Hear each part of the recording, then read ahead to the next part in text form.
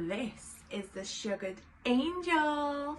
So this is perfect on brunettes with blonde highlights, for balayage, for people that wanting to create that beige, creamy, golden tones in the hair.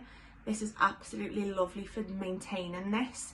So my tip for using this is 2 shampoos, squeeze all the excess water out before you apply this, size of a 50p piece, palm of your hand.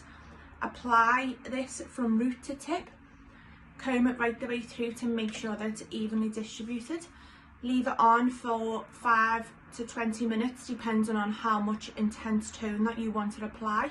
Now you can maintain this all the time, every time you shampoo your hair.